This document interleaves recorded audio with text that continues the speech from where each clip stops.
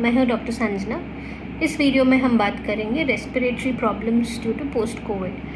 तो जैसे हमने पहले भी डिस्कस किया है, पोस्ट कोविड अभी ज़्यादा फ्रीक्वेंसी बढ़ रहा है because of increasing Covid cases, और इसका इम्पैक्ट हम देख रहे हैं ज़्यादातर रेस्पिरेटरी सिस्टम पे ज़्यादा है। Respiratory system is nothing but your breathing system which is lungs. And क्योंकि कोविड का प्रिडोमिनेंट एक्शन रहता है रेस्पिरेटरी सिस्टम पे, हमने बहुत सारे पेशेंट्स को मोस्ट कॉमनली सिम्टम्स भी इसी सिस्टम रिलेटेड हमने देखा है। तो एक बात हमको समझनी चाहिए कि इसका risk, the respiratory problems persisting after Covid, इसका रिस्क ज़्यादा होता है जब अगर आप during your acute Covid face, मतलब जब आपको इन्फेक्शन ऑफ कोविड था, अगर आप ऑक्सीजन पे थे या आपको हॉस्पिटलाइजेशन की ज़रूरत पड़ी, तो शायद आपको ये पोस्ट कोविड आने का रिस्क थोड़ा ज़्यादा रहता है। But again it's completely not proven.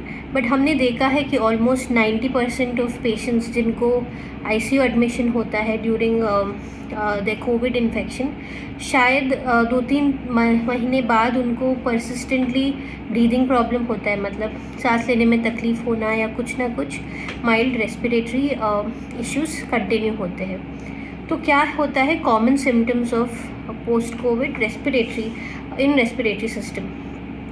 One common चीज़ हमने देखा है कि परसिस्टेंस ऑफ ड्राई कॉफ, मतलब सूखा खांसी शायद कुछ लोगों में ज़्यादा रहता है।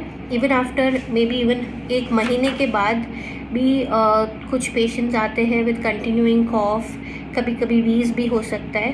तो इसका ट्रीटमेंट आपके treating doctor as per required medicines और सिरप्स पे मैनेज कर पाएंगे।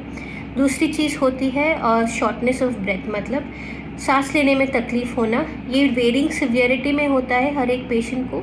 तो कुछ लोगों को शायद बहुत ही सिवियर फॉर्म में होगा कि ऐसे बैठने पे भी आप सांस नहीं ले पा रहे ठीक तरह से, या कुछ लोगों को एक्सरसाइज रिलेटेड होता है, मतलब जैसे पहले वो आराम से 1-2 किलोमीटर वॉक पर जाते थे, लेकिन अभी उनको इस सेम डिस्टेंस कवर करने में सांस दम घोटना, ऐसा कुछ हो सकता है।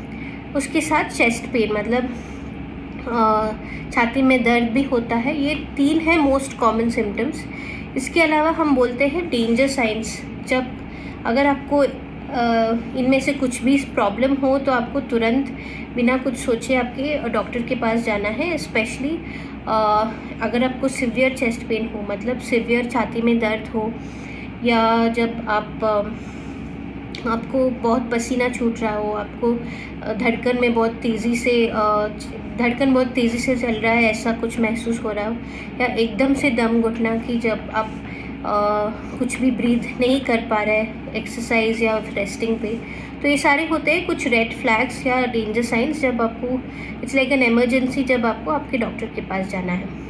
तो अब हम आते हैं कि आप क्या कर सकते हैं टू मॉनिटर या मैनेज पोस्ट कोविड इन रेस्पिरेटरी सिस्टम। एक होता है obviously just like any other infection, any other viral infection, आपको आपके डाइट पे बहुत ही ज़्यादा ध्यान देना है।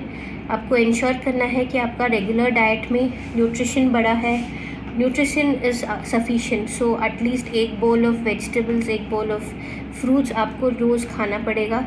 आपको ये ध्यान में रखना है कि आप रेस्ट सफिशिएंटली ले रहे हैं, पानी सफिशिएंटली ले रहे हैं, और एक्सरसाइज भी तभी करना है जब आपको वो फिज़िकल कैपेसिटी आए। तो धीरे धीरे आपकी थ्रेशोल्ड समझ के आपको शुरू करना है आपका रेगुलर एक्सरसाइज। एंड इम्पॉर्टेंटली आपके रेगुलर कुछ वाइटल्स होते हैं आपको मॉनिटर करने के लिए। तो मोस्ट इम्पॉर्टेंटली इस चीज़ रेस्पिरेटरी में होता है आपका ऑक्सीजन सैचुरेशन।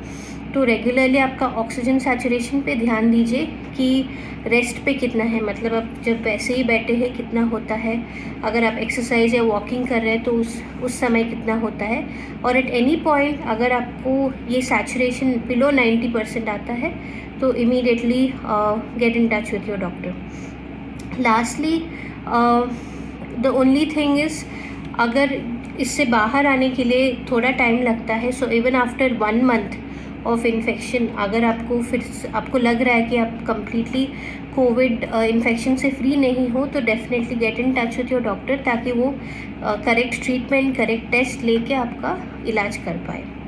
सो टेक केयर, स्टे सेफ.